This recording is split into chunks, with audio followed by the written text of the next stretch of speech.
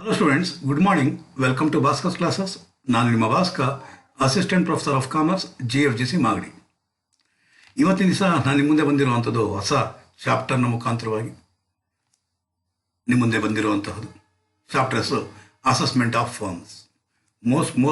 Most important chapter dear students. ಇದು section ಎನಲ್ಲೂ ಕೇಳ್ತಾನೆ, ಬಿನಲ್ಲೂ ಕೇಳ್ತಾನೆ, ಸಿಯಲ್ಲೂ ಕೇಳ್ತಾರೆ ಕೂಡ. ಸೊ ಈ ವಿಡಿಯೋ ನಿಮಗೆ ಇಷ್ಟ ಆಯಿತು ಅಂದರೆ ಲೈಕ್ ಮಾಡಿ, ಕಾಮೆಂಟ್ ಮಾಡಿ ಮತ್ತು ಶೇರ್ ಮಾಡಿ ಸ್ಟೂಡೆಂಟ್ಸ್. ವಿಡಿಯೋಸ್ ಎಲ್ಲೂ ಸ್ಕಿಪ್ ಮಾಡಲಿಕ್ಕೆ ಹೋಗಬೇಡಿ.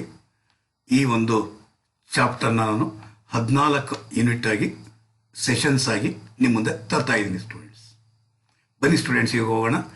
Session 1 assessment of firms. ಬನ್ನಿ students.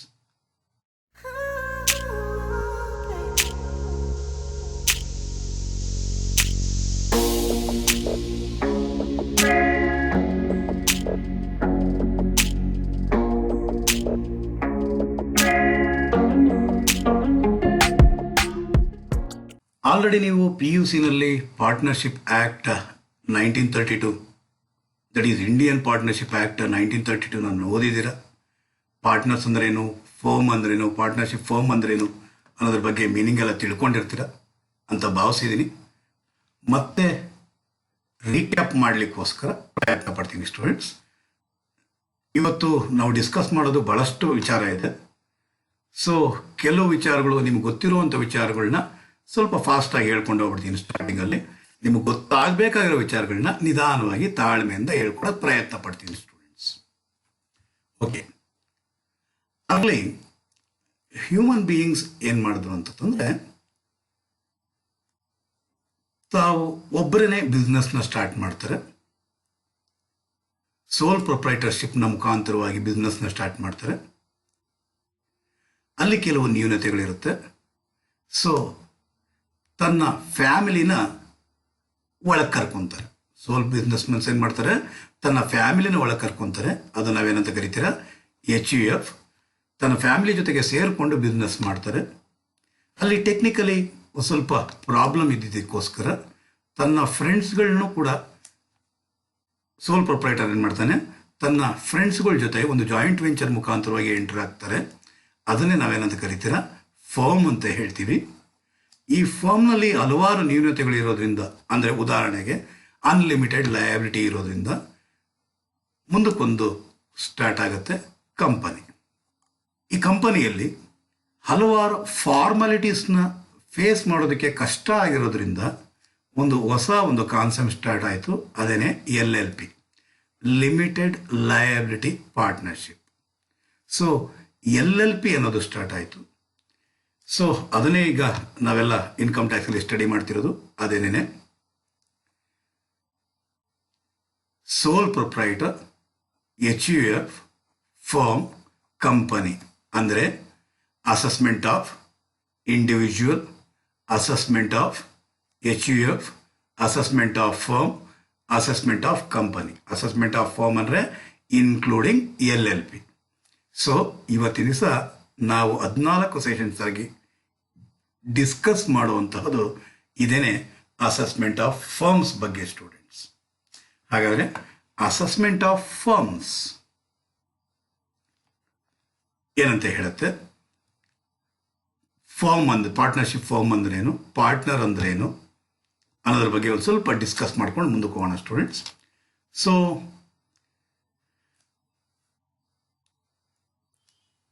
partnership firm is defined as partnership between persons who have agreed to share profits of a business carried on by all or any of them acting for all. So individually these persons are known as partners, collectively known as firm.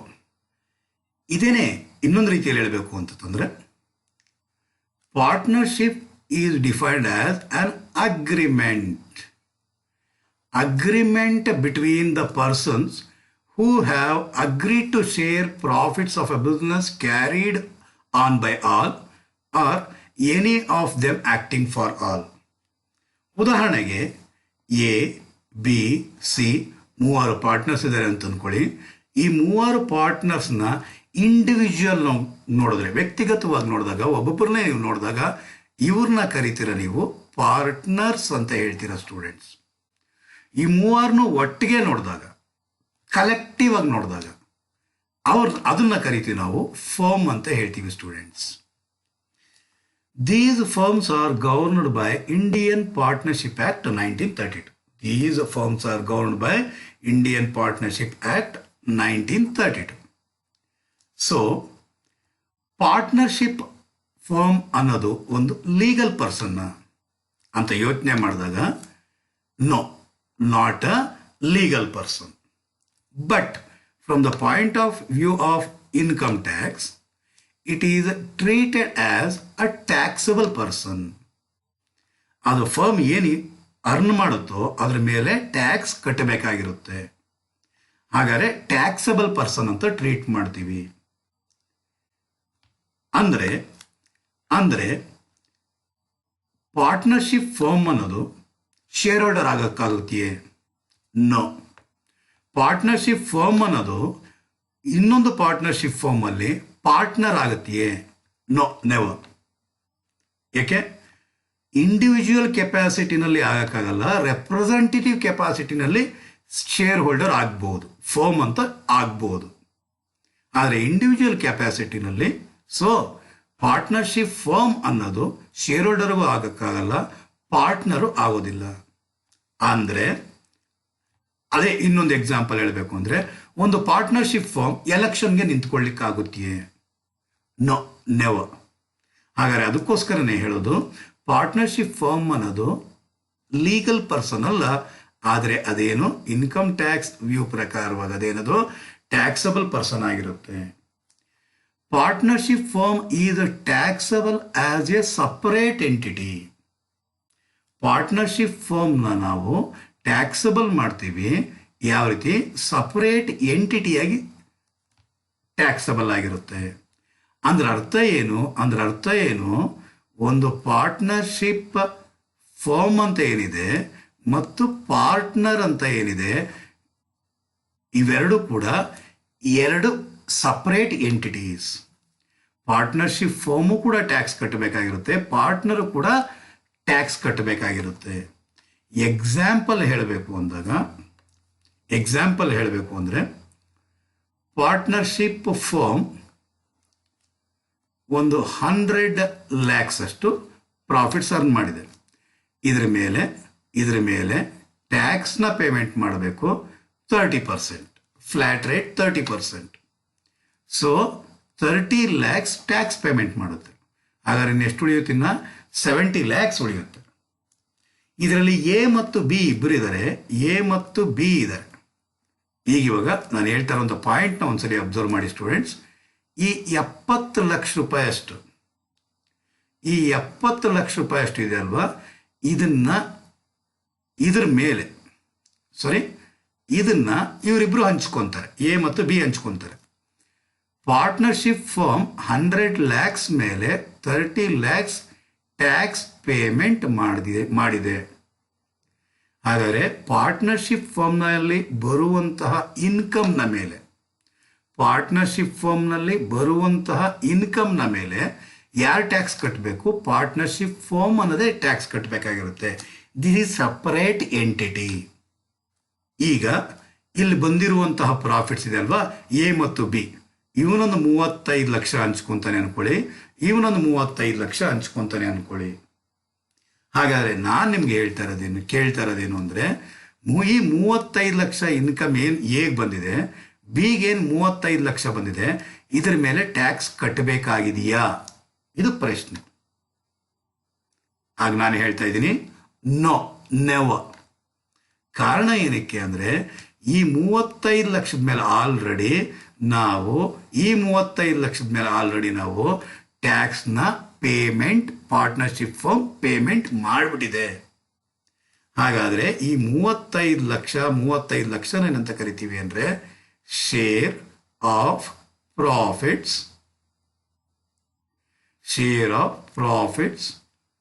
Of partners from partnership firm. Share of a partners from a partnership firm ಅಥವಾ share of profit of partners from a partnership firm is exempted under section 10 subsection 2A. ಜ್ಞಾಪಕ ಇರಬೇಕು students, ಇದು ನಿಮಗೆ ಜ್ಞಾಪಕ ಇರಬೇಕು. ಹಾಗಾದರೆ profits ಏನು, share of profits ಏನು ರಿಸೀವ್ ಮಾಡ್ತಾರೋ ಅದು, ಶೇರ್ ಆಫ್ ಪ್ರಾಫಿಟ್ಸ್ ಏನು ರಿಸೀವ್ ಮಾಡ್ತಾರೋ ಅದೇನಾಗಿರುತ್ತದೋ ಎಕ್ಸೆಂಪ್ಟೆಡ್ ಆಗಿರುತ್ತೆ. ಆದರೆ ಜ್ಞಾಪಕ ಇರಲಿ ಸ್ಟೂಡೆಂಟ್ಸ್, ಇದೇ ಪಾರ್ಟ್ನರ್ಶಿಪ್ ಫರ್ಮ್ ಎ ಮತ್ತು ಬಿಗೆ ಇಂಟ್ರೆಸ್ಟ್ ಆನ್ ಕ್ಯಾಪಿಟಲ್ ಕೊಡ್ತು ಅಂದ್ಕೊಳ್ಳಿ. ಏನು ಕೊಡ್ತು? ಇಂಟ್ರೆಸ್ಟ್ ಆನ್ ಕ್ಯಾಪಿಟಲ್ ಕೊಡ್ತು ಅಂತ ಅಂದ್ಕೊಳ್ಳಿ. ಹಾಗಾದರೆ ಆ ಇಂಟ್ರೆಸ್ಟ್ ಆನ್ ಕ್ಯಾಪಿಟಲ್ ಏನು ಕೊಟ್ಟಿರುತ್ತೋ ಅದು ಟ್ಯಾಕ್ಸಬಲ್ ಎ ಕಟ್ಟಬೇಕಾಗಿರುತ್ತೆ ಮತ್ತು ಬಿನೂ ಕೂಡ ಅದ್ರ ಮೇಲೆ ಟ್ಯಾಕ್ಸ್ ಕಟ್ಟಬೇಕಾಗಿರುತ್ತೆ. ಕಾರಣ ಏನಕ್ಕೆ? ಈ ಇಂಟ್ರೆಸ್ಟ್ ಆನ್ ಕ್ಯಾಪಿಟಲ್ ಏನು ಕೊಟ್ಟಿರುತ್ತೋ ಅಲ್ಲಿ ಫರ್ಮ್ನಲ್ಲಿ ಡಿಡಕ್ಷನ್ನ ಕ್ಲೈಮ್ ಮಾಡಿರುತ್ತೆ. ಏನು? ಡಿಡಕ್ಷನ್ನ ಕ್ಲೈಮ್ ಮಾಡಿರುತ್ತೆ. ಅದೇ ರೀತಿ salary of partners, commission of partners, interest on capital to partners, fees to partners, remuneration to partners. Totally ಇದು ಟ್ಯಾಕ್ಸಬಲ್ ಆಗಿರುತ್ತೆ ಸ್ಟೂಡೆಂಟ್ಸ್. ಎಲ್ಲಿ ಟ್ಯಾಕ್ಸಬಲ್ ಆಗಿರುತ್ತೆ ಅಂದರೆ PGBPನಲ್ಲಿ ಟ್ಯಾಕ್ಸಬಲ್ ಆಗಿರುತ್ತೆ. ಸ್ಯಾಲರಿ ಅಂದರೆ ಎಲ್ಲಿ ಟ್ಯಾಕ್ಸಬಲ್ ಆಗಿರುತ್ತೆ? ಇನ್ಕಮ್ ಫ್ರಮ್ ಸ್ಯಾಲರಿ ಅಂತ ಅಂದ್ಕೊಂಡಿರ್ತೀರಾ, ದಟ್ಸ್ ರಾಂಗ್. ಅದು ಯಾವ ಹೆಡ್ನಲ್ಲಿ ಟ್ಯಾಕ್ಸಬಲ್ ಆಗಿರುತ್ತೆ? PGBPನಲ್ಲಿ ಟ್ಯಾಕ್ಸಬಲ್ ಆಗಿರುತ್ತೆ ಸ್ಟೂಡೆಂಟ್ಸ್. ಅದನ್ನೇ ಹೇಳಕ್ಕೆ ಹೋಗಿದ್ದು. ಇಲ್ಲಿ ಏನು ಸ್ಯಾಲ್ರಿ ಕೊಟ್ಟಿರುತ್ತೋ, ಫರ್ಮ್ ಏನು ಸ್ಯಾಲ್ರಿ ಕೊಟ್ಟಿರುತ್ತೋ ಫರ್ಮ್ ಡಿಡಕ್ಷನ್ನ ಕ್ಲೈಮ್ ಮಾಡಿರುತ್ತೆ. ಫರ್ಮ್ ಡಿಡಕ್ಷನ್ ಎಷ್ಟು ಕ್ಲೈಮ್ ಮಾಡಿರುತ್ತೋ ಅಷ್ಟರ ಮೇಲೆ, ಟು ದಟ್ ಎಕ್ಸ್ಟೆಂಟ್, ಅಷ್ಟರ ಮೇಲೆ ಪಾರ್ಟ್ನರ್ಸ್ ಟ್ಯಾಕ್ಸ್ ಪೇಮೆಂಟ್ ಮಾಡಬೇಕಾಗಿರುತ್ತೆ students. Clear students? Separate entity ಅಂದರೆ ಕ್ಲಾರಿಟಿ ಸಿಕ್ತು ಅನಿಸುತ್ತೆ. ಸೊ ಅದ್ರ ಬಗ್ಗೆ ಆ partners salary, commission, fees, remuneration and interest on capital ಬಗ್ಗೆ ಡೀಟೇಲ್ ಆಗಿ ಸ್ಟಡಿ ಮಾಡಬೇಕಾಗಿರುತ್ತೆ ಸ್ಟೂಡೆಂಟ್ಸ್. ಅದು ಮೋಸ್ಟ್ ಈ ಚಾಪ್ಟರ್ಲಿ ಮೋಸ್ಟ್ ಇಂಪಾರ್ಟೆಂಟ್. ಅದು ಸೆಕ್ಷನ್ ಬಿಗೂ ಕೇಳ್ತಾರೆ, ಸಿ ಯಲ್ಲೂ ಇದ್ದೇ ಇರುತ್ತೆ ಸ್ಟೂಡೆಂಟ್ಸ್. ಮುಂದೆ ಸ್ಟಡಿ ಮಾಡೋಣ. ಈಗ ಹೋಗೋಣ ಲಿಮಿಟೆಡ್ ಲಯಬಿಲಿಟಿ ಪಾರ್ಟ್ನರ್ಶಿಪ್, LLP. ಇದು ಗವರ್ನ್ ಆಗಿದ್ದು, LLP ಆ್ಯಕ್ಟ್ ಬಂದಿದ್ದು 2008ನಲ್ಲಿ students. LLP act 2008, limited liability partnership. ಇದಕ್ಕೆ ಮೊದಲೆಲ್ಲ ಏನಿತ್ತು ಅಂತಂದರೆ ಎಲ್ಲ ಭಯ ಬೀಳೋರು ಪಾರ್ಟ್ನರ್ಶಿಪ್ ಫರ್ಮ್ನ ಸ್ಟಾರ್ಟ್ ಮಾಡಲಿಕ್ಕೆ. ಏನಕ್ಕೋಸ್ಕರ ಅಂತಂದರೆ ಒಂದು ಪಾರ್ಟ್ನರ್ಶಿಪ್ ಫರ್ಮ್ನಲ್ಲಿ ಸ್ಟಾರ್ಟ್ ಮಾಡಿದ್ರೆ ಅದರಲ್ಲಿ ಲಾಸ್ ಏನಾದ್ರು ಅರೈಸ್ ಆದರೆ ಅವರ capital, say for example A, B ಇಬ್ಬರು ಸ್ಟಾರ್ಟ್ ಮಾಡ್ತಾರೆ. A 10 ಲಕ್ಷ ಆಗ್ತಾನೆ, B 10 ಲಕ್ಷ ಆಗ್ತಾನೆ ಅಂತ ಅನ್ಕೊಳ್ಳೋಣ. ಬಿಸ್ನೆಸ್ನ ಸ್ಟಾರ್ಟ್ ಮಾಡ್ತಾರೆ. 2 ವರ್ಷ ಆಗ್ತಾ ಇದ್ದಂಗೆ ಫುಲ್ ಲಾಸಸ್ ಆಗಕ್ಕೆ ಸ್ಟಾರ್ಟ್ ಆಗಿಬಿಡುತ್ತೆ. ಕ್ಲೋಸ್ ಮಾಡ್ತಾರೆ. ಹಾಗಾದರೆ ಈ 10 ಲಕ್ಷ ಹಾಕಿದ್ದಾನೆ, ಇವನು 10 ಲಕ್ಷ ಹಾಕಿದ್ದಾನೆ, ಟೋಟಲ್ ಆಗಿ 20 ಲಕ್ಷ ಹಾಕಿದರೆ, ಬಿಸ್ನೆಸ್ನ ಸ್ಟಾರ್ಟ್ ಮಾಡಿದರೆ, ತನ್ನ ಸಾಲಗಳನ್ನೆಲ್ಲ ತೀರಿಸ್ಕೊಂತಾರೆ. ಇನ್ನೂ 5 ಲಕ್ಷ ರೂಪಾಯಿಯಷ್ಟು ಸಾಲ ಉಳ್ಕೊಂಡಿದೆ. ಅದನ್ನು ತೀರಿಸಲೇಬೇಕಾಗಿತ್ತು. A 2 ಈಕ್ವಲ್ ಪಾರ್ಟ್ನರ್ಸ್ ಆಗಿದ್ರೆ A 5 ಲಕ್ಷದಲ್ಲಿ 2.5 ಲಕ್ಷ, B 2.5 ಲಕ್ಷ. ತನ್ನ ಮನೆಯನ್ನಾದರೂ ಮಾರಿ ಅಥವಾ ಮನೆಯಲ್ಲಿರುವಂಥ ಪ್ರೈವೇಟ್ ಪ್ರಾಪರ್ಟೀಸ್, ಪ್ರೈವೇಟ್ ಅಸೆಟ್ಸ್ನಾದ್ರು ಮಾರಿ ಆ ಸಾಲನ ತೀರಿಸಬೇಕಾಗಿರುವಂಥ ಹೊಣೆಗಾರಿಕೆ ಇತ್ತು. ಯಾವಾಗ? ಮೊದಲು. ಅದನ್ನೇ ನಾವು ಪ್ರೈವೇಟ್ ಪ್ರಾಪರ್ಟಿನೂ ಕೂಡ ಸೇಲ್ ಮಾಡಿ ಲಯಬಿಲಿಟೀಸ್ನ ತೀರಿಸುವಂತಹ ಒಂದು ಪ್ರೋಸೆಸ್ ಇದೆಯಲ್ವಾ, ಇದನ್ನೇನಂತ ಕರಿತೀರಾ? Unlimited liability. ಮೊದಲು ಅನ್ಲಿಮಿಟೆಡ್ ಲಯಬಿಲಿಟಿ ಇತ್ತು. ಈಗ ಸ್ಟಾರ್ಟ್ ಆಯಿತು 2008ಅಲ್ಲಿ ಲಿಮಿಟೆಡ್ ಲಯಬಿಲಿಟಿ ಪಾರ್ಟ್ನರ್ಶಿಪ್. ಅಂದರೆ ಲಯಬಿಲಿಟಿ ಆಫ್ ದ ಪಾರ್ಟ್ನರ್ಸ್ ಏನಾಗಿರುತ್ತೆ? ಲಿಮಿಟೆಡ್ ಆಗಿರುತ್ತೆ. ಎಲ್ಲಿವರೆಗೂ? To what extent? To the extent of capital ಆಗಿರುತ್ತೆ. ಎಷ್ಟು ಕ್ಯಾಪಿಟಲ್ನ ಕಾಂಟ್ರಿಬ್ಯೂಟ್ ಮಾಡಿರ್ತಾರೋ ಅಷ್ಟರವರೆಗೂ ಮಾತ್ರ ಅವರ ಲಯಬಿಲಿಟಿ ಇರುತ್ತೆ. ಅದನ್ನೇನಂತ ಕರೀತಾರೆ? Limited liability partners. A B ಇಬ್ಬರು ಇರ್ತಾರೆ ಅಂದ್ಕೊಳ್ಳಿ. ಬಿ ಏನೋ ಮಾಡೋಕ್ಕೆ ಹೋಗಿ ಮತ್ತಿಂದೋನೇನೋ ಏನೋ ಮಾಡಬಿಟ್ಟ. ಸೊ ಆ ಕಂಡಕ್ಟ್ ಅಥವಾ ನೆಗ್ಲಿಜೆನ್ಸಿಂದ ಏನಾಗಿರುತ್ತೆ? ಲಾಸ್ ಇದಾಗುತ್ತೆ. ಆಗ ಬಿ ಆ ರೀತಿ ಮಾಡಿದ್ದಕ್ಕೆ ಎ ತನ್ನ ಪ್ರಾಪರ್ಟಿನೂ ಕೂಡ ಮಾರಬೇಕಾಗಿ ಬರ್ತಾ ಇತ್ತು. ಯಾವಾಗ? ಅನ್ಲಿಮಿಟೆಡ್ ಲಯಬಿಲಿಟಿನಲ್ಲಿ. ಆದರೆ ಅದರಿಂದ ಇಲ್ಲಿ ಮುಕ್ತಿ ಸಿಗುತ್ತೆ. ಅದು ಇಲ್ಲಿ ರೆಸ್ಪಾನ್ಸಿಬಲ್ ಆಗೋದಿಲ್ಲ. So what is a limited liability partnership? The liability of the partners is limited to the extent of capital contributed by them to the firm. Okay? In a LLP, each partner is not responsible or liable for another partner's misconduct or negligence. So, ಅರ್ಥ ಆಗಿದೆ ಅಂತ ಭಾವಿಸ್ತೀನಿ students. ಹಾಗಾದರೆ ಮೇಲ್ಗಡೆ ಒಂದು ಪದ ಉಪಯೋಗಿಸಿದ್ವಿ.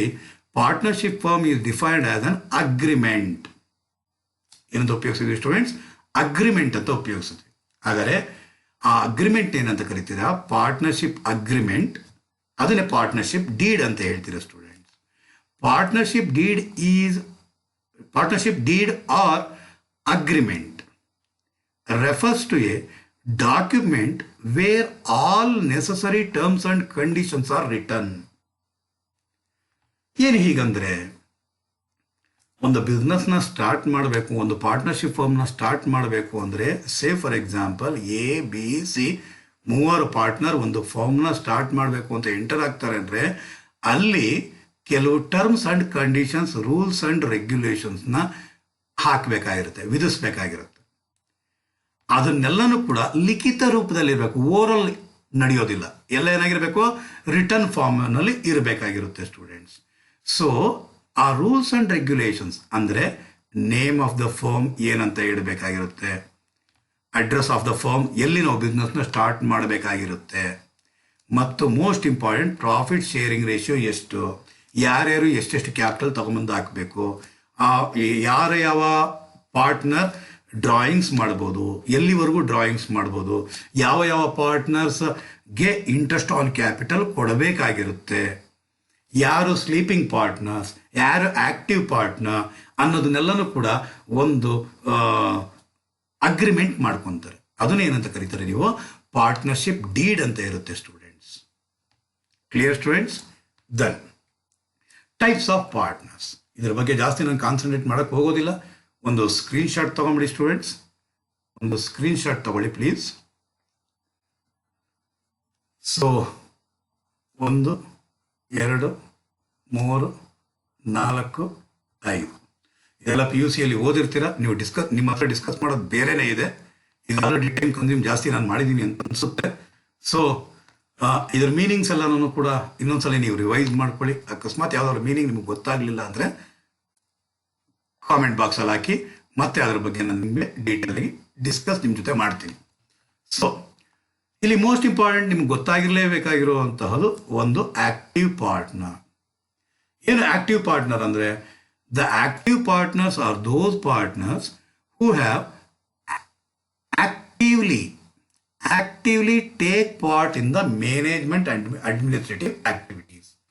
Day to day ಆಕ್ಟಿವಿಟೀಸ್ನಲ್ಲಿ active ಆಗಿ ಪಾರ್ಟಿಸಿಪೇಟ್ ಮಾಡುವಂತಹ ವ್ಯಕ್ತಿಗೆ ನಾವೇನಂತ ಕರಿತೀರಾ? ಪಾರ್ಟ್ನರ್ಗೆ ನಾವೇನಂತ ಕರಿತೀವ? ಆಕ್ಟಿವ್ ಪಾರ್ಟ್ನರ್ ಅಂತ ಹೇಳ್ತೀವಿ. Say for example A B C ಮೂವರು ಪಾರ್ಟ್ನರ್ ಇದ್ದಾರೆ. ಇವನು ಸ್ಲೀಪಿಂಗ್ ಪಾರ್ಟ್ನರ್, ಇವನು ಸ್ಲೀಪಿಂಗ್ ಪಾರ್ಟ್ನರ್, ಇವನು ಆಕ್ಟಿವ್ ಪಾರ್ಟ್ನರ್. ಹಾಗಾದರೆ ಇವ್ರು ಯಾರು ಕೆಲಸ ಮಾಡೋದಿಲ್ಲ, ಬಂಡವಾಳ ಹಾಕಿ ಬಿಟ್ಬಿಟ್ಟಿರ್ತಾರೆ. ಇವನೇ day to day operations activities ಎಲ್ಲ ನೋಡ್ಕೊಳ್ಳುವಂಥವ್ರು, ಆಕ್ಟಿವ್ ಆಗಿರುವಂಥವ್ರು. ಉದಾಹರಣೆಗೆ ಈ ಮಿಸ್ಟರ್ ಎ ಅನ್ನೋನು ತಿರುಪ್ತಿಗೆ ಹೋಗ್ಬೇಕಾಗಿ ಬರುತ್ತೆ ಅಂತ ಅನ್ಕೊಳ್ಳೋಣ. 2 ದಿನ ಏನು ಮಾಡ್ತಾನೆ, ಮಿಸ್ಟರ್ ಬಿ ಆ್ಯಂಡ್ ಸಿ ನೀವಿಬ್ಬರು ಬಂದು ಒಂದು ಸ್ವಲ್ಪ ಬಿಸ್ನೆಸ್ ನೋಡ್ಕೊಳ್ಳಿ, ನೀವಿಬ್ಬರು 2 ದಿವಸ ನೀವು ಬಿಸ್ನೆಸ್ ನೋಡ್ಕೊಳ್ಳಿ, ನಾನು ತಿರುಗಿ ಟ್ರಿಪ್ಗೆ ಹೋಗ್ಬಿಟ್ಟು ಬಂದ್ಮೇಲೆ ನಾನು ಮತ್ತೆ ಕಂಟಿನ್ಯೂ ಮಾಡ್ಕೊತೀನಿ, ನೋ ವರಿ ಅಂತ ಹೇಳಿದಾಗ 2 ದಿನಗಳ ಕಾಲ ಬಿ ಮತ್ತು ಸಿ ಏನು ಮಾಡ್ತಾರೆ, ಆ ತಿರುಪ್ತಿಗೆ ಹೋದಾಗ ಬಿಸ್ನೆಸ್ನ ನೋಡ್ತಾರೆ. ಹಾಗಾದ್ರೆ ಇವ್ರನ್ನ ನಾವು ಕರಿತೀವ ಆಕ್ಟಿವ್ ಪಾರ್ಟ್ನರ್ಸ್? ನೋ. ಇವರು day to day activities daily ನೋಡ್ಕೊಳ್ತಾ ಇಲ್ದಿರೋದ್ರಿಂದ ಇವ್ರನ್ನ ನಾವು ಆಕ್ಟಿವ್ ಪಾರ್ಟ್ನರ್ ಅಂತ ಹೇಳೋದಕ್ಕೆ ಆಗೋದಿಲ್ಲ. ಮತ್ತೆ ಬಂದು ಏನು ಮಾಡ್ತಾನೆ, ಇವನೇ ಕಂಟಿನ್ಯೂ ಮಾಡ್ತಾನೆ. ಅದಕ್ಕೋಸ್ಕರ ಇವನ್ನ ಆಕ್ಟಿವ್ ಪಾರ್ಟ್ನರ್ ಅಂತ ಮಿಸ್ಟರ್ ಏನ ಅಂತೀವಿ, ಬಿ ಮತ್ತು ಸಿನ ಆಕ್ಟಿವ್ ಪಾರ್ಟ್ನರ್ ಅಂತ ಗುರುತಿಸೋದಿಲ್ಲ ಸ್ಟೂಡೆಂಟ್ಸ್. ಅರ್ಥ ಆಗಿದೆ ಅಂತ ಭಾವಿಸ್ತೀನಿ. ಸೊ ಆಕ್ಟಿವ್ ಪಾರ್ಟ್ನರ್, ಯಾಕೆಂದ್ರೆ ನಾನು ಏನೇನು most most most most important ಮುಂದಕ್ಕೆ ಬರುತ್ತೋ ಅದನ್ನು ಮಾತ್ರ ಒಂದು ಸ್ವಲ್ಪ ಕಾನ್ಸಂಟ್ರೇಟ್ ಮಾಡ್ತಾ ಇದ್ದೀನಿ ಸ್ಟೂಡೆಂಟ್ಸ್. ಸೊ ನೆಕ್ಸ್ಟ್ ಬರುವಂತಹದ್ದು residential status. Residential status of the firm. Residential status of the firm ಏನಾಗಿರುತ್ತೆ, ಒಂದು ರೆಸಿಡೆಂಟ್ ಆಗಿರುತ್ತೆ ಅಥವಾ ಇನ್ನೊಂದು ನಾನ್ ರೆಸಿಡೆಂಟ್ ಆಗಿರುತ್ತೆ. ಒಂದು ರೆಸಿಡೆಂಟ್ ಆಗಿರುತ್ತೆ ಅಥವಾ ಇನ್ನೊಂದೇನಾಗಿರುತ್ತೆ, ನಾನ್ ರೆಸಿಡೆಂಟ್ ಆಗಿರುತ್ತೆ. ಹಾಗಾದ್ರೆ ಯಾವುದು ರೆಸಿಡೆಂಟ್ ಯಾವುದು ನಾನ್ ರೆಸಿಡೆಂಟ್ ಅಂತಂದ್ರೆ, ಹಾಗಾದ್ರೆ ಅಲ್ಲಿ ನಾವು ನೋಡಬೇಕಾಗಿರೋದು ಆ ಫರ್ಮ್ನ ಕಂಟ್ರೋಲ್ ಅಂಡ್ ಮ್ಯಾನೇಜ್ಮೆಂಟ್ ಎಲ್ಲಿದೆ ಅಂತ ನೋಡಬೇಕು. ಎಲ್ಲಿಂದ ಕಂಟ್ರೋಲ್ ಅಂಡ್ ಮ್ಯಾನೇಜ್ಮೆಂಟ್ ಇದೆ? ಏನು ಕಂಟ್ರೋಲ್ ಅಂಡ್ ಮ್ಯಾನೇಜ್ಮೆಂಟ್ ಅಂತಂದ್ರೆ means key decision making power. Key decision making power ಎಲ್ಲಿಂದ ಮಾಡ್ತಾ ಇದ್ದಾರೆ ಅವರು? ಇಲ್ಲಿದೆ ಬ್ಯಾಂಗ್ಳೂರಲ್ಲಿ ಒಂದು ಫರ್ಮ್ ಇದೆ ಅಂದರೆ ಆ ಫರ್ಮ್ನ ಕಂಟ್ರೋಲ್ ಮಾಡ್ತಾ ಇರೋದು, ಅದು ಮ್ಯಾನೇಜ್ ಮಾಡ್ತಾ ಇರೋದು ಎಲ್ಲಿಂದ? ಅಕಸ್ಮಾತ್ ಏನಾದ್ರು wholly or partly in India, either wholly or partly in India, ಇಂಡಿಯಾದಲ್ಲೇ ಆಗಿದ್ರೆ, ಇಂಡಿಯಾದಲ್ಲೇ ಏನಾದರೂ ಕಂಟ್ರೋಲ್ ಅಂಡ್ ಮ್ಯಾನೇಜ್ಮೆಂಟ್ ಏನಾದ್ರು ಇದ್ರೆ, ಅಂದರೆ ಕೀ ಡಿಸಿಷನ್ ಮೇಕಿಂಗ್ ಪವರ್ ಏನಾದರೂ ಇತ್ತು ಅಂತಂದ್ರೆ ಅದನ್ನು ಅಂಥ ಫರ್ಮ್ಗಳನ್ನ ಕರಿತೀವಿ ನಾವು ರೆಸಿಡೆಂಟ್ ಅಂತ ಕರಿತೀವಿ ಸ್ಟೂಡೆಂಟ್ಸ್. ಅದೇ ಅಕಸ್ಮಾತ್ ಏನಾದರೂ control and management wholly outside India ಇದ್ರೆ, ಹೋಲಿ ಔಟ್ಸೈಡ್ ಇಂಡಿಯಾ ಇದ್ರೆ ಅಂಥ ಫರ್ಮ್ಸ್ನ ನಾವು ಕರಿತೀವಿ ನಾನ್ ರೆಸಿಡೆಂಟ್ ಅಂತ ಹೇಳ್ತೀವಿ ಸ್ಟೂಡೆಂಟ್ಸ್. Clear students? ಹಾಗಾದರೆ ನೆಕ್ಸ್ಟ್ ಹೋಗೋಣ, assessment of firms. Scheme of assessment of firm. Okay students, assessment of firms ಒಂದು ಎಕ್ಸಾಂಪಲ್ ಮುಖಾಂತರ ಮುಂದಕ್ಕೆ ಹೋಗ್ತೀನಿ ಸ್ಟೂಡೆಂಟ್ಸ್. ನನ್ನ ಮಗಳು ಚಾರ್ಟರ್ಡ್ ಅಕೌಂಟೆಂಟ್ ಅಪೂರ್ವ ಭಾಸ್ಕರ್ ಅಂದ್ಬಿಟ್ಟಿದೆ. 3 ಕ್ಲೈಂಟ್ಸ್ ಆಫೀಸಿಗೆ ಬಂದರು. ಸೊ ಬಂದ ತಕ್ಷಣ ಆಕೆ ಹತ್ರ ಅಪೂರ್ವ ಮ್ಯಾಮ್, ನಾವು ಅಲಿ ಬಲಿ ಚಲಿ ಅಂದ್ಬಿಟ್ಟಿದೆ. ಸೊ ನಾವು ಒಂದು ಪಾರ್ಟ್ನರ್ಶಿಪ್ ಫರ್ಮ್ನ ನಡೆಸ್ತಾ ಇದ್ದೀವಿ, ಎಷ್ಟು ಟ್ಯಾಕ್ಸ್ ಕಟ್ಟಬೇಕಾಗತ್ತೆ? ಸ್ಟ್ರೈಟ್ ಪ್ರಶ್ನೆ ಅವ್ರು ಕೇಳಿದ್ರು. ಅದಕ್ಕೆ ಆಕೆ ಸ್ಮಾರ್ಟಾಗಿ ಕೇಳಿದ್ಲು, ನೀವು 184 185 ನಿಮ್ಮ ಪಾರ್ಟ್ನರ್ಶಿಪ್ ಫರ್ಮ್ 184 ಸ್ಯಾಟಿಸ್ಫೈ ಮಾಡ್ತಿದ್ಯಾ, 185 ಸ್ಯಾಟಿಸ್ಫೈ ಮಾಡ್ತಿದ್ಯಾ? ಮುಖ ನೋಡ್ಕೊಳ್ಳೋಕೆ ಸ್ಟಾರ್ಟ್ ಆದರು. ಹಾಗೇನೆ ನೀವು PFAS ನಾನ್ PFAS? ಇನ್ನು ಗಾಬರಿ ಆದರು. ಮ್ಯಾಮ್ ನಿಮ್ಮ ಹತ್ರ ನಾನು ಕೇಳಕ್ಕೆ ಬಂದ್ರೆ ನೀವೇ ನಮ್ಗೆ ಪ್ರಶ್ನೆಗಳು ಹಾಕಿದ್ರೆ ನಾವು ಹೆಂಗೆ ಮ್ಯಾಮ್? ಏನೂ ಇಲ್ಲ, ತಾಳ್ಮೆ ತಗೊಳ್ರಿ. ನಾನಿವಾಗ 4 ಕಂಡೀಷನ್ಸ್ ಹೇಳ್ತೀನಿ. ಆ 4 ಕಂಡೀಷನ್ನಲ್ಲಿ 4 ಕಂಡೀಷನ್ ಫುಲ್ಫಿಲ್ ಆದರೆ 184 ಸ್ಯಾಟಿಸ್ಫೈ ಮಾಡ್ದಂಗೆ ಆಗುತ್ತೆ. ಏನು ಹೇಳಿದೆ? 4 ಕಂಡೀಷನ್ಸ್ ಹೇಳ್ತೀನಿ. ಆ 4 ಕಂಡೀಷನ್ನೂ ಸ್ಯಾಟಿಸ್ಫೈ ಆದರೆ ಸೆಕ್ಷನ್ 184 ಆಗಿರುತ್ತೆ, PFAS ಆಗಿರುತ್ತೆ. ಸ್ಯಾಟಿಸ್ಫೈ ಯಾವುದೂ ಮಾಡಲಿಲ್ಲ ಅಥವಾ ಪಾರ್ಟ್ ಮಾಡ್ತು ಫುಲ್ಲು ಮಾಡಲಿಲ್ಲ ಅಂದರೂ ಕೂಡ 185 ಆಗುತ್ತೆ, ನಾಟ್ PFAS ಆಗಿರುತ್ತೆ. ಹೇಳಿ ಮೇಡಮ್, ಏನು ಕಂಡೀಷನ್ಸ್ ಅದು ಹೇಳಿ ಮೇಡಮ್ ಅಂತಂದಾಗ, ಮೊದಲನೇ ಕಂಡೀಷನ್ ಆಕೆ ಹೇಳಿದ್ದು, ಪಾರ್ಟ್ನರ್ಶಿಪ್ ಡೀಡ್ ಇದೆಯಾ ನಿಮ್ಮ ಹತ್ರ? ಓರಲ್ ಅಲ್ಲ, ರಿಟರ್ನ್ ಡೀಡ್ ಇದೆಯಾ? ಎಸ್ ಇದೆ ಮ್ಯಾಮ್, ಇದೆ ಮ್ಯಾಮ್ ಅಂದರು. ಸೊ ಪಾರ್ಟ್ನರ್ಶಿಪ್ ಡೀಡ್ ನಿಮ್ಮ ಹತ್ರ ಇದೆಯಾ? ಅದು ರಿಟರ್ನ್ ಆಗಿರಬೇಕು. ಅದು ರಿಟರ್ನ್ ಪಾರ್ಟ್ನರ್ಶಿಪ್ ಡೀಡ್ ಆಗಿರಬೇಕು. ಎರಡನೇದು, share of each partner must be defined. ಪ್ರತಿಯೊಬ್ಬ ಪಾರ್ಟ್ನರ್ನ ಶೇರ್ ಅದರಲ್ಲಿ ಡಿಫೈನ್ ಆಗಿರಬೇಕು. ಪ್ರಾಫಿಟ್ ಶೇರಿಂಗ್ ರೇಷಿಯೋ ಎಷ್ಟೆಷ್ಟು, ಯಾವ್ಯಾವ ರೀತಿ ನೀವು ಹಂಚ್ಕೊತಾ ಇದ್ದೀರಾ, ಕ್ಲಿಯರ್ ಕಟ್ ಆಗಿದೆಯಾ ಅದರಲ್ಲಿ ಅಂತ ಕೇಳಿದ್ರು. ಎಸ್ ಇದೆ ಮ್ಯಾಮ್, ಇದೆ ಅಂತ ಆದಮೇಲೆ ಮತ್ತೆ ನೀವು ಫಸ್ಟ್ ಫಾರ್ಮ್ನ ಸ್ಟಾರ್ಟ್ ಮಾಡಿದಾಗ, ಅಸೆಸ್ ಮಾಡಿದಾಗ, ಆ ಒಂದು ವರ್ಷ ಫಸ್ಟ್ ಇಯರ್ನಲ್ಲಿ ನೀವು ಏನು ಫೈಲ್ ಮಾಡುವಾಗ, ರಿಟರ್ನ್ ಆಫ್ ಇನ್ಕಮ್ ಏನು ಫೈಲ್ ಮಾಡುವಾಗ ನೀವು ಪಾರ್ಟ್ನರ್ಶಿಪ್ ಡೀಡ್ನ ನೀವೆಲ್ಲರೂ ಕೂಡ ಯಾರ್ಯಾರು ನೀವು ಪಾರ್ಟ್ನರ್ಸ್ ಇದ್ದೀರೋ ಅವರೆಲ್ಲನೂ ಕೂಡ ಅಟೆಸ್ಟ್ ಮಾಡಿದ್ದೀರಾ. ಅದರಲ್ಲಿ ಅಟೆಸ್ಟ್ ಮಾಡಿ ಆ ಕಾಪಿನ ಫಸ್ಟ್ ಅಸೆಸ್ಮೆಂಟ್ ಟೈಮ್ನಲ್ಲಿ ಸಬ್ಮಿಟ್ ಮಾಡಿದ್ದೀರಾ? ಹೌದು ಮೇಡಮ್, ಮಾಡಿದ್ದೀವಿ ma'am. So last condition, change in constitution. If change in constitution ಏನಾದರೂ ಚೇಂಜ್ ಆಗಿದ್ರೆ, ಆ ಒಂದು ರಿವೈಸ್ಡ್ ಪಾರ್ಟ್ನರ್ಶಿಪ್ ಡೀಡ್ನ ಏನಾದರೂ ನೀವು ಸಬ್ಮಿಟ್ ಮಾಡಿದ್ದೀರಾ? ಸೇ ಫಾರ್ ಎಕ್ಸಾಂಪಲ್ 3 ವರ್ಷಗಳ ನಂತರ, ಫಸ್ಟು ಎ ಬಿ ಸಿ ಮೂವರಿದ್ರು, ಅದರಲ್ಲಿ 3 ವರ್ಷಗಳ ನಂತರ ಸಿ ಅನ್ನೋನು ರಿಟೈರ್ ಆಗಿಬಿಡ್ತಾನೆ.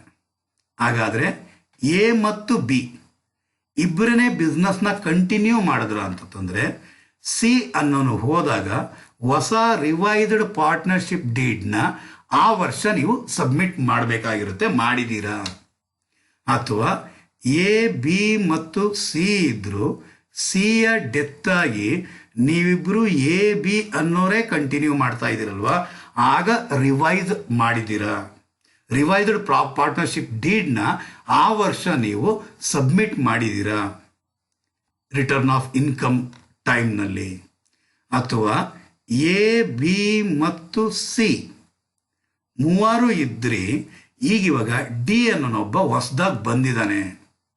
ಹಾಗಾದ್ರೆ ಇವಾಗ ಏನಾದ್ರೂ ನೀವು ಎ ಬಿ ಸಿ ಡಿ ಆಗಿದ್ದೀರಲ್ವ, ಈ ಎ ಬಿ ಸಿ ಡಿ ಆದ್ರೆ ಪ್ರಾಫಿಟ್ ಶೇರಿಂಗ್ ರೇಷಿಯೋ ಚೇಂಜ್ ಆದಾಗ, ಅವನು ಬಂದಾಗ ಏನು ರಿವೈಸ್ ಆಗಿದೆಯೋ, ಏನು ರಿವೈಸ್ ಆಗಿದೆ ಪಾರ್ಟ್ನರ್ಶಿಪ್ ಡೀಡ್, ಆ ಚೇಂಜ್ ಇನ್ ಕಾನ್ಸ್ಟಿಟ್ಯೂಷನ್ ಯಾವಾಗಾಗಿರುತ್ತೆ?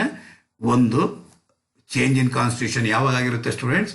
ಒಂದು ರಿಟೈರ್ಮೆಂಟ್ ಆದಾಗ, ಇನ್ನೊಂದು ಡೆತ್ ಆದಾಗ ಸ್ಪೆಸಿಫಿಕ್ ಆಗಿ ಹೇಳಿರಬೇಕು, ಕಂಟಿನ್ಯೂ ಮಾಡ್ತೀವಿ ಅಂದ್ಬಿಟ್ಟಿದೆ ಪಾರ್ಟ್ನರ್ಶಿಪ್ ಡೀಡಲ್ಲಿ. ಎರಡನೇದು. ಮೂರನೇದು, ಯಾರಾದರೂ ಅಡ್ಮಿಷನ್ ಆದರೆ ಅಥವಾ ಪ್ರಾಫಿಟ್ ಶೇರಿಂಗ್ ರೇಷಿಯೋ ಚೇಂಜ್ ಆದರೆ, ಇದನ್ನು ನಾವು ಹೇಳ್ತೀವಿ students change in constitution of the firm ಅಂತ ಹೇಳ್ತೀವಿ. ಇಂಥದ್ದೇನಾದರೂ ಆಗಿದ್ದರೆ ರಿಟರ್ನ್ ಆಫ್ ಇನ್ಕಮ್ನ, ಅಂದರೆ ನಮ್ಮ ಇನ್ಕಮ್ ಇಷ್ಟು ಅಂತ ರಿಟರ್ನ್ ಆಫ್ ಇನ್ಕಮ್ನ ಸಬ್ಮಿಟ್ ಮಾಡುವಂತಹ ಸಮಯದಲ್ಲಿ ರಿವೈಸ್ಡ್ ಪಾರ್ಟ್ನರ್ಶಿಪ್ ಡೀಡ್ನ ನೀವು ಸಬ್ಮಿಟ್ ಮಾಡಿದ್ದೀರಾ ಅಂತ ಕೇಳ್ತಾರೆ.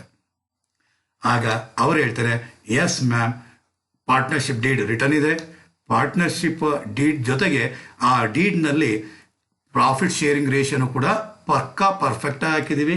ಮತ್ತು ನಾವು ಯಾವಾಗ ಫಸ್ಟ್ ಅಸೆಸ್ಮೆಂಟ್ ಮಾಡಿದ್ವೋ ಫಸ್ಟ್ ಇಯರ್ನಲ್ಲೇ ನಾವು ಪಾರ್ಟ್ನರ್ಶಿಪ್ ಡೀಡ್ನ ನಾವೆಲ್ಲ ಪಾರ್ಟ್ನರ್ಸ್ಗಳು ಕೂಡ ಯಾರು ಸೇರಿಕೊಂಡು, ಮೈನರ್ ಸೇರಿಕೊಂಡು ಪಾರ್ಟ್ನರ್ಶಿಪ್ ಡೀಡ್ನ ನಾವೇನು ಮಾಡಿದ್ದೀವಿ, ನಾವು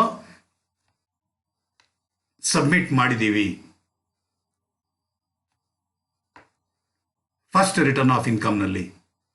ಅದರ ಜೊತೆಗೆ ಚೇಂಜ್ ಇನ್ ಕಾನ್ಸ್ಟಿಟ್ಯೂಷನ್ ಆಗಿದ್ದಾಗ ನಾವು ರಿವೈಸ್ಡ್ ಪಾರ್ಟ್ನರ್ಶಿಪ್ ಡೀಡು ಕೂಡ ಸಬ್ಮಿಟ್ ಮಾಡಿದ್ದೀವಿ ಅಂತ ಹೇಳಿದಾಗ, ಹಾಗಾದರೆ ಆ ಚಾರ್ಟರ್ಡ್ ಅಕೌಂಟೆಂಟ್ ಅಪೂರ್ವ ಭಾಸ್ಕರ್ ಹೇಳ್ತಾರೆ, ನೀವು 184 ಸೆಕ್ಷನ್ನಲ್ಲಿ ಬರ್ತೀರಾ, ಅಂದರೆ PFAS ಆಗಿರುತ್ತೆ.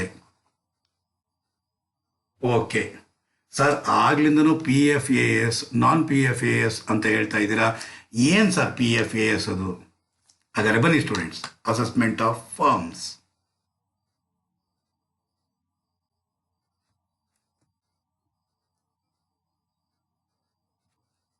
Assessment of firm. Assessment of firm ಏನು? PFAS. ಏನಿದು PFAS? Partnership firm as such. Partnership firm as such ಅಂದರೆ ಸೆಕ್ಷನ್ 184. ಒಂದು ಪಾರ್ಟ್ನರ್ಶಿಪ್ ಫರ್ಮ್ನ ಫರ್ಮ್ ಆಗಿ ಪರಿಗಣಿಸಬೇಕು ಅಂದರೆ ಸೆಕ್ಷನ್ 184 ಸ್ಯಾಟಿಸ್ಫೈ ಆಗಬೇಕಾಗಿರುತ್ತೆ ಸ್ಟೂಡೆಂಟ್ಸ್. ರಿಪೀಟ್ ಮಾಡ್ತಾ ಇದ್ದೀನಿ.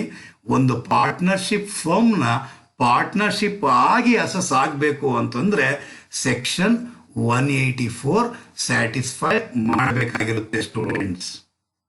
ಹಾಗಾದ್ರೆ ಏನಿದು 184 ಅಂದ್ರೆ ಅದನ್ನೇ ಈಗ ನಾವು ನೋಡಿದ್ದು ಏನು? The partnership firm is evidence with an instrument, that is partnership deed. Partnership deed ಇಂದ ಎವಿಡೆನ್ಸ್ ಆಗಿರಬೇಕಾಗಿರುತ್ತೆ. ಅದೊಂದು instrument, return document. An individual share of the partners are specified in that instrument. ಏನಾಗಿರ್ಬೇಕಾಗಿರುತ್ತೆ ಸ್ಟೂಡೆಂಟ್ಸ್? ಶೇರ್ ಆಫ್ ಪ್ರಾಫಿಟ್ಸ್ ಆ instrument ಅಲ್ಲಿ ಅಂದ್ರೆ partnership deed ನಲ್ಲಿ mention ಆಗಿರ್ಬೇಕು, clear cut ಆಗಿ specify ಆಗಿರ್ಬೇಕಾಗಿರುತ್ತೆ. ಮೂರನೇ ಕಂಡೀಷನ್ ಏನು students? Certified copy of the instrument of the partnership firm shall be filed along with first ROI.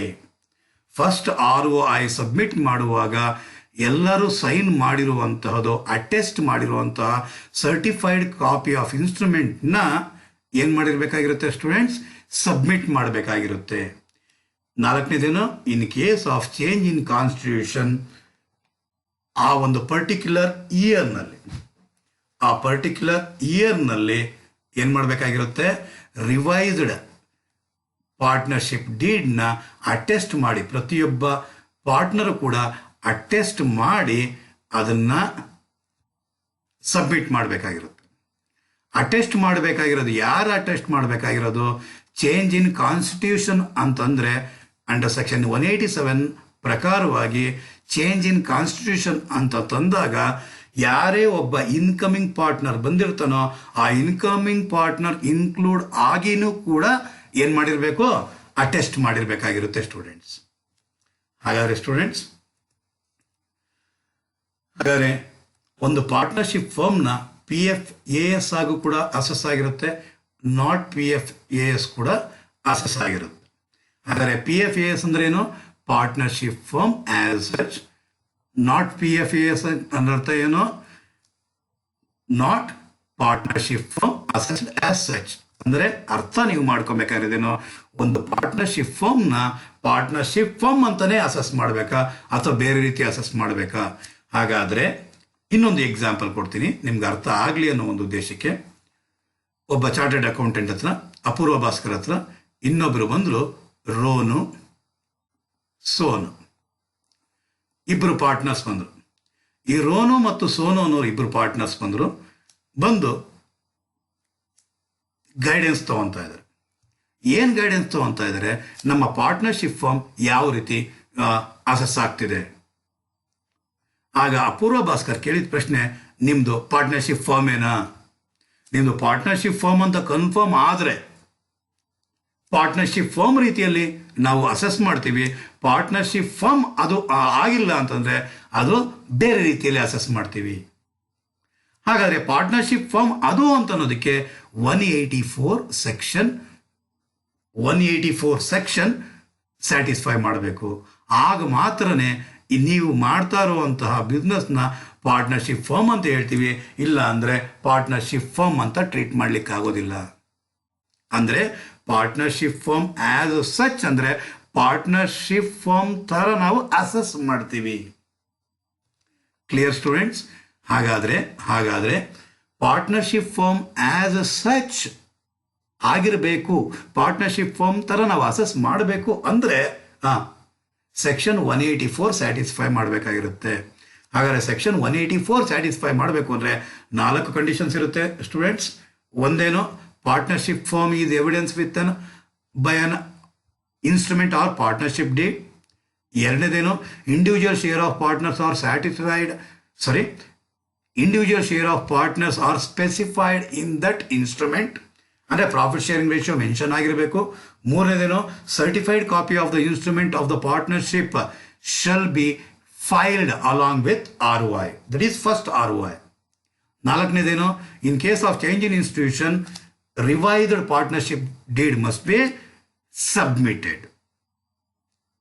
ಓಕೆನಾ ಸ್ಟೂಡೆಂಟ್ಸ್, ಇದನ್ನು ನಾವೇನಂತ ಕರಿತೀರಾ, PFAS partnership firm as such. ಹಾಗಾದರೆ not partnership firm as such, not PFAS ಯಾವಾಗ ಆಗಿರುತ್ತೆ ಅಂತಂದರೆ students, under section 185. Under section 185 ಯಾವಾಗ apply ಆಗುತ್ತೆ ಅಂತಂದರೆ ಎರಡು ಕಂಡೀಷನ್ ಇರುತ್ತೆ. ಒಂದು ಕಂಡೀಷನ್ ಬಂದು conditions under section 184 not satisfied. ಈ 4 ಕಂಡೀಷನಲ್ಲಿ ಯಾವ ಕಂಡೀಷನ್ನು ಸ್ಯಾಟಿಸ್ಫೈ ಮಾಡಿಲ್ಲ ಅಂದ್ಕೊಳ್ಳಿ, ಅಥವಾ ಎಲ್ಲ ಮಾಡ್ತಿದೆ ಪ್ರಾಫಿಟ್ ಶೇರಿಂಗ್ ರೇಷಿಯೋ ಮೆನ್ಷನ್ ಮಾಡಿಲ್ಲ ಅಷ್ಟೇ ಅಂದ್ಕೊಳ್ಳಿ. ಅರ್ಥ ಆಗ್ತಿದೆಯಾ ನಾನು ಮಾತಾಡ್ತಾ ಇರೋದು?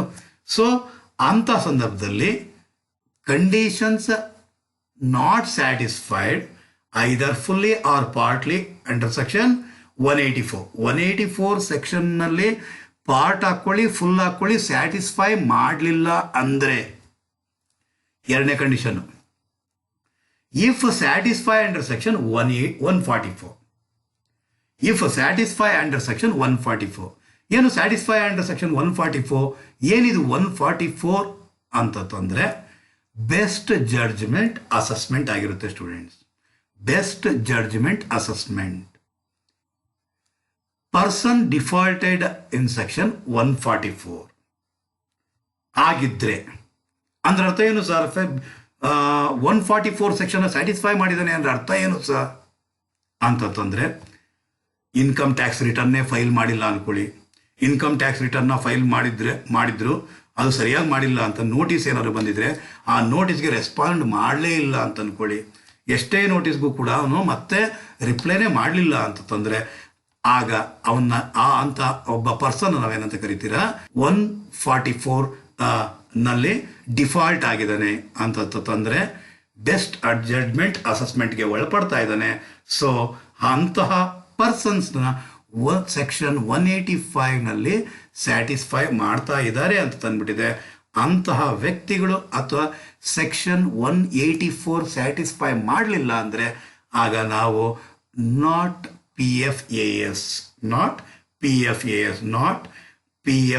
ಅಂತ ಹೇಳ್ತೀವಿ ಸ್ಟೂಡೆಂಟ್ಸ್.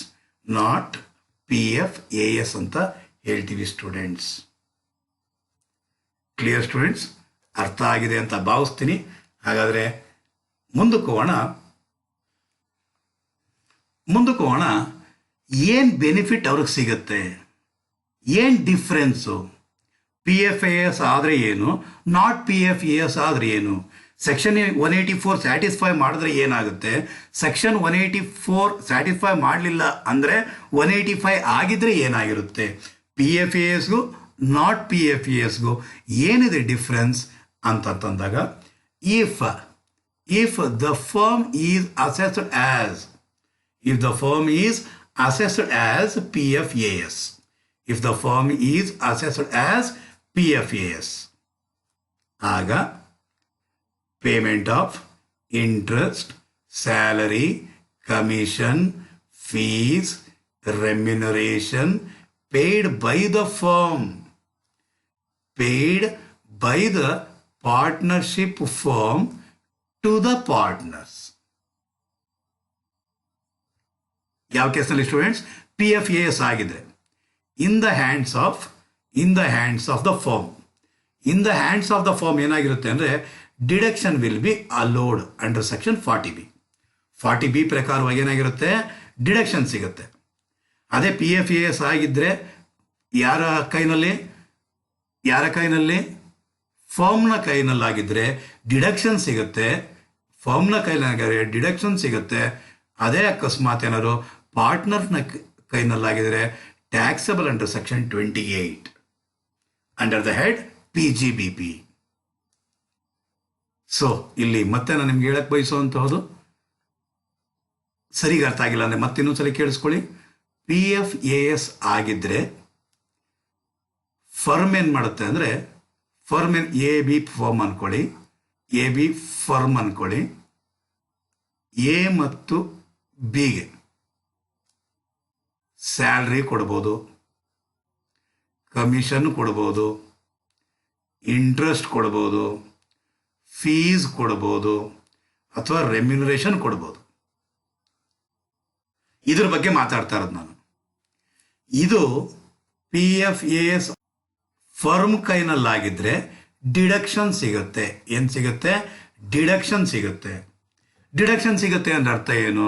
ಡಿಡಕ್ಷನ್ ಸಿಗುತ್ತೆ ಅಂದ್ರೆ ಅರ್ಥ ಏನು? ತನ್ನ ಬಂದಿರುವಂತಹ ಲಾಭದಲ್ಲಿ ಇವರ ಸ್ಯಾಲರಿ, ಕಮಿಷನ್, ಬೋನಸ್, ಇಂಟ್ರೆಸ್ಟ್ ಇವನ್ನ ಕಳಿಬಹುದು. ಕಳೆದ್ರೆ ಏನಾಗುತ್ತೆ ಸ್ಟೂಡೆಂಟ್ಸ್? ಬಂದಿರೋ ಇನ್ಕಮ್ ಅಲ್ಲಿ ಇವರ ಸ್ಯಾಲರಿ, ಕಮಿಷನ್, ಬೋನಸ್, ಇಂಟ್ರೆಸ್ಟ್ ನ ಕಳೆದ್ರೆ ಏನಾಗುತ್ತೆ? ಪ್ರಾಫಿಟ್ ಕಡಿಮೆ ಆಗಿರುತ್ತೆ. ಪ್ರಾಫಿಟ್ ಕಡಿಮೆ ಆಯಿತು ಅಂತಂದ್ರೆ ಟ್ಯಾಕ್ಸ್ ಕಡಿಮೆ ಆಗುತ್ತೆ, ಟ್ಯಾಕ್ಸ್ನ ಬಚಾವಾಗ್ತಾರೆ. ಅದಕ್ಕೆ PFAS ಆಗ್ರಿ, 184 ಸ್ಯಾಟಿಸ್ಫೈ ಮಾಡ್ರಿ ಅಂತ ಹೇಳೋದು. ಪಾರ್ಟ್ನರ್ ಕೈನಲ್ಲಿ ಏನಾಗಿರುತ್ತೆ? ಟ್ಯಾಕ್ಸಬಲ್ ಆಗಿರುತ್ತೆ. ಇಲ್ಲಿ ಡಿಡಕ್ಷನ್ ಸಿಗುತ್ತೆ, ಇಲ್ಲಿ ಟ್ಯಾಕ್ಸಬಲ್ ಆಗಿರುತ್ತೆ. ಸರ್ ಅಲ್ಲೋದ್ರು ಟ್ಯಾಕ್ಸ್ ಕಟ್ಟಲೇಬೇಕು, ಇಲ್ಲಾದ್ರೂ ಟ್ಯಾಕ್ಸ್ ಕಟ್ಟಲೇಬೇಕಲ್ವಾ ಸರ್ ಅನ್ನೋದೇ ಆದರೆ, ಇಲ್ಲಾದರೆ ಫ್ಲ್ಯಾಟ್ 30% ಟ್ಯಾಕ್ಸ್ ಕಟ್ತಿರೋ ಸ್ಟೂಡೆಂಟ್ಸ್. ಉದಾಹರಣೆಗೆ salary 10 lakh, commission 10 lakh, interest 10 lakh ಅಂತಂದರೆ, commission 10 lakh, interest 10 lakh, salary 10 lakh, 10 lakh ಬರ್ತಾ ಇದೆ ಅಂತಂದರೆ ಏನಾಗಿರುತ್ತೆ ಸ್ಟೂಡೆಂಟ್ಸ್? 30% ಅಷ್ಟು ಟ್ಯಾಕ್ಸ್ ಇಲ್ಲಿ ಕಟ್ಟಬೇಕಾಗಿರುತ್ತೆ. ಸರಿ, ಡಿಡಕ್ಷನ್ ಸಿಗುತ್ತೆ ಅಂದರೆ 30% ಅಷ್ಟು ಉಳಿತಾಯ ಆಗುತ್ತೆ, ಅಷ್ಟು ಕಟ್ಟೋದಿಲ್ಲ. ಇಲ್ಲಿ ಕಟ್ಟಬೇಕಾಗಿರುತ್ತೆ ಆ 30 ಲಕ್ಷದ ಮೇಲೆ. ಇಲ್ಲಿ ಸ್ಲ್ಯಾಬ್ ರೀತಿ ಇದೆ, 5% ಇದೆ, 10% ಇದೆ, 20%. ಈ ರೀತಿ ಸ್ಲ್ಯಾಬ್ ರೀತಿಯಲ್ಲಿದೆ ಸ್ಟೂಡೆಂಟ್ಸ್. ಟ್ಯಾಕ್ಸ್ನ ಉಳಿತಾಯ ಆಗುತ್ತೆ. ಅದಕ್ಕೋಸ್ಕರನೇ ಅಸೋಸಿಯೇಟ್ಸ್ಗೆ ಏನು ಮಾಡ್ತಾ ಇರೋದು, PFAS ಆಗಲಿ, ಪಾರ್ಟ್ನರ್ಶಿಪ್ ಫರ್ಮ್ ಆಸ್ ಸಚ್ ಆಗಿ 184 ಕಂಡೀಷನ್ ಸ್ಯಾಟಿಸ್ಫೈ ಮಾಡ್ರಿ, ನಿಮಗೆ ಇಲ್ಲಿ ಡಿಡಕ್ಷನ್ ಸಿಗುತ್ತೆ, ಇಲ್ಲಿ ಟ್ಯಾಕ್ಸಬಲ್ ಆಗುತ್ತೆ ಅಂತ ಹೇಳ್ತಾರೆ. ಅದೇ ಅಕಸ್ಮಾತ್ ಏನಾದರೂ ನಾಟ್ PFAS ಆಗಿದ್ರೆ ಈ ಸ್ಯಾಲರಿ, ಕಮಿಷನ್ ಯಾವುದೋ, ಈ ಸ್ಯಾಲರಿ ಪಾರ್ಟ್ನರ್ಸ್ ನಾನು ಹೇಳ್ತಾ ಇರೋದು ಪಾರ್ಟ್ನರ್ಸ್ ಜ್ಞಾಪಕ ಇಟ್ಕೊಳ್ಳಿ. ಪಾರ್ಟ್ನರ್ A ಮತ್ತು Bಗೆ ಬರುವಂತಹ partner salary, partners commission, partners bonus, partners interest to partners ಅಥವಾ ರೆಮ್ಯುನರೇಷನ್ ಟು ಪಾರ್ಟ್ನರ್ಸ್, ಇವುಗಳು ಏನಾದರೂ ಪೇಮೆಂಟ್ ಮಾಡಿದೆ, 30 ಲಕ್ಷ ಪೇಮೆಂಟ್ ಮಾಡಿದೆ ಅಂದ್ಕೊಳ್ಳಿ, ನಾಟ್ PFAS ಆಗಿದೆ ಅಂತಂದರೆ ಫರ್ಮ್ ಕೈನಲ್ಲಿ no deduction will be allowed. ಇದು ಯಾವುದು ಡಿಡಕ್ಷನ್ ಸಿಗಲ್ಲ. ಕಳೆಯಕ್ಕೆ ಹೋಗಬೇಡಿ.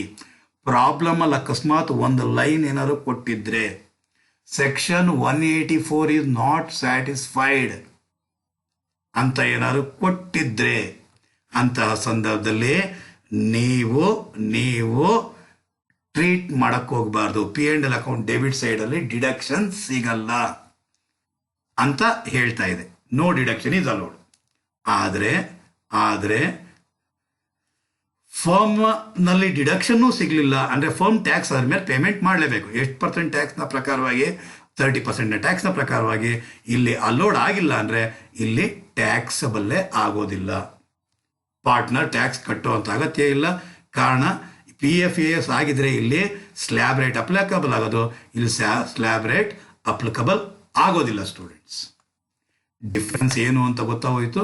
ಯಾವುದ್ರ ಬಗ್ಗೆ ಮಾತಾಡಿದಾನೋ, PFAS ಮತ್ತು ನಾಟ್ PFAS ಬಗ್ಗೆ. ಸೆಕ್ಷನ್ 184 ಸ್ಯಾಟಿಸ್ಫೈ ಆದರೆ ಏನಾಗುತ್ತೆ, 184 ಸ್ಯಾಟಿಸ್ಫೈ ಆಗಲಿಲ್ಲ ಅಂದರೆ ಏನಾಗುತ್ತೆ ಅಂತ ತಿಳ್ಕೊಂಡ್ವಿ ಸ್ಟೂಡೆಂಟ್ಸ್. ಬನ್ನಿ ಸ್ಟೂಡೆಂಟ್ಸ್, ಈಗ ಮತ್ತೆ ಓಕೆ ಸ್ಟೂಡೆಂಟ್ಸ್, ಇವತ್ತಿನ ದಿವಸ ಒಂದು ಸ್ವಲ್ಪ ವಿಚಾರನ ತಿಳ್ಕೊಂಡಿದ್ದೀವಿ. ಥಿಯರಿಟಿಕಲ್ ಆಸ್ಪೆಕ್ಟಲ್ಲಿ ಎಷ್ಟು ಥಿಯರಿ ನೀಟಾಗಿ ನೀವು ಅರ್ಥ ಮಾಡ್ಕೊತಿರೋ ಅಷ್ಟು ನೀಟಾಗಿ ಪ್ರಾಬ್ಲಮ್ ಮಾಡ್ಬೋದು ಸ್ಟೂಡೆಂಟ್ಸ್, ಸಾಲ್ವ್ ಮಾಡ್ಬೋದು ನೀವು. ಸೊ ವಿಡಿಯೋ ಇಷ್ಟ ಆಯಿತು ಅಂದರೆ ನೀವು ಲೈಕ್ ಮಾಡಿ, ಕಾಮೆಂಟ್ ಮಾಡಿ ಮತ್ತು ಶೇರ್ ಮಾಡಿ ಸ್ಟೂಡೆಂಟ್ಸ್. ಮುಂದಿನ ಸೆಷನಲ್ಲಿ, 2ನೇ ಸೆಷನಲ್ಲಿ ಅಸೆಸ್ಮೆಂಟ್ ಆಫ್ ಫಾರ್ಮ್ನಲ್ಲಿ ಪ್ರಾಕ್ಟಿಕಲ್ ಪ್ರಾಬ್ಲಮ್ಸ್ ಅಂದರೆ ಸೆಕ್ಷನ್ ಬಿ ಮುಖಾಂತರವಾಗಿ ನಿಮ್ಮ ಮುಂದೆ ಬರ್ತಾ ಇದ್ದೀವಿ ಸ್ಟೂಡೆಂಟ್ಸ್. ಅಲ್ಲಿವರೆಗೂ ಬಾಯ್ ಬಾಯ್ ಸ್ಟೂಡೆಂಟ್ಸ್.